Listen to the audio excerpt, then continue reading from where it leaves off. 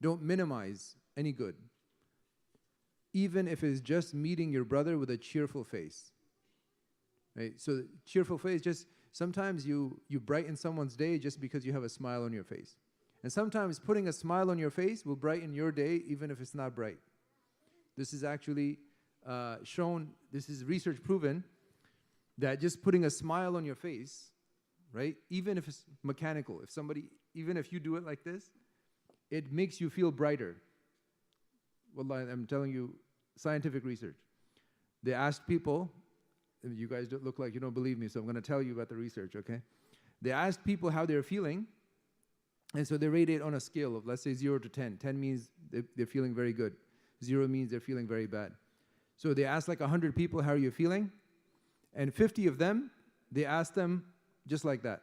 The other 50, they take a pencil and they put it in their mouth like this. Looks like a smile, right? Ask them, how are you feeling? Just them having the smile when they're rating, their ratings were better just because of the fact that, they had a pencil in their mouth. Just because of this shape of the mouth. So just like they say, you fake it till you make it. Sometimes if you have a smile on your face because you're happy, but sometimes you put a smile on your face and you will feel happy. You will feel brighter and more cheerful. And so the Prophet ﷺ, he tells us to be cheerful and in this way. The Prophet ﷺ, Jarir ibn Abdullah, one of the companions, he says, the Prophet ﷺ never saw me after I embraced Islam except that he smiled at me. Never saw me without smiling at me. And then, the Shaykh, he goes into this whole long chapter or subsection of the sense of humor, that the Prophet ﷺ had a sense of humor, the companions had a sense of humor, they were funny, they joked, they laughed. And so the Shaykh, he says the Muslim has a sense of humor which makes people like him. He mixes with them and jokes with them when it is appropriate to do so, without going to extremes or saying anything hurtful. And humor, being funny, being humorous, is within the limits of Islamic tolerance. His humor doesn't go outside of Islamic tolerance of what is allowed in the Sharia. And we'll talk about two things that are very, if you like to joke, then you want to pay attention to this, because sometimes you might fall into this if you're doing it without any caution. So he says, one is the Prophet ﷺ, he says, the companions asked the Prophet, are you joking with us? Like you're joking with us? Like, you're the Prophet and you're joking with us. And the Prophet ﷺ, he says, yes, but I never say anything but the truth. Whenever he jokes, he still speaks the truth. And this is different from a lot of times, when we say something, and certainly this is something that might be allowed, like, especially sarcasm, right? Sarcasm is like, exaggeration to a level of disbelief. Like you exaggerate something. Like if you say, let's say we left my house at the same time and Brother Muhammad gets here before me.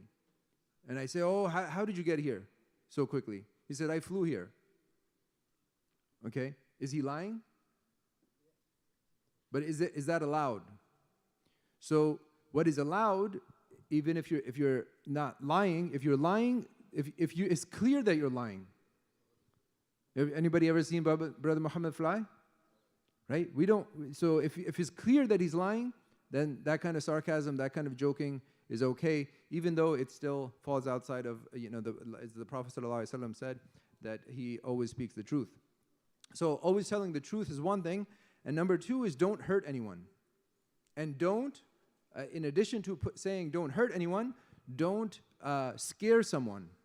And this is a problem where I think a lot of people fall into error sometimes, is that we scare somebody, just sneaking up behind them and going boo, like,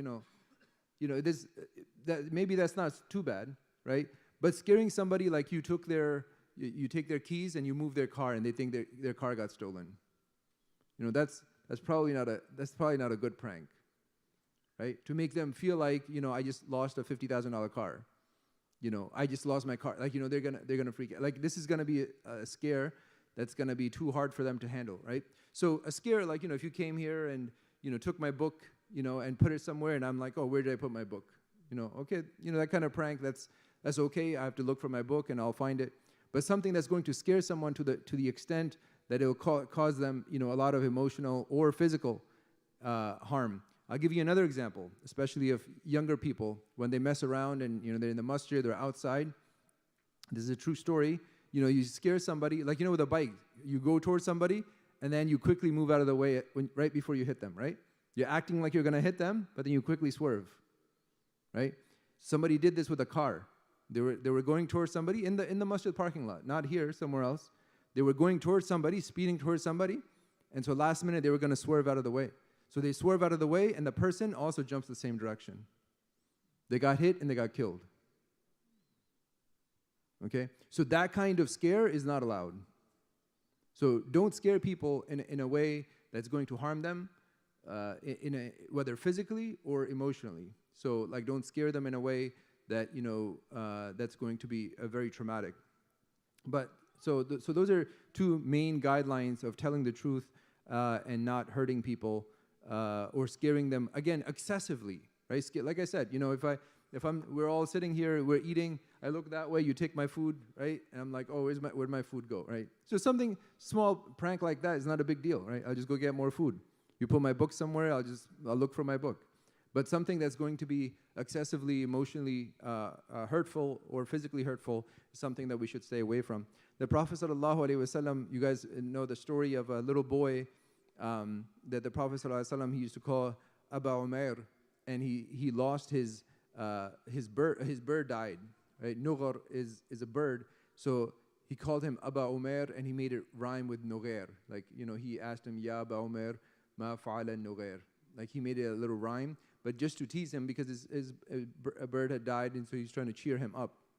And so you can see the Prophet ﷺ time and again trying to bring humor into life and trying to be cheerful as opposed to being serious all the time. And so there was another time when the Prophet ﷺ,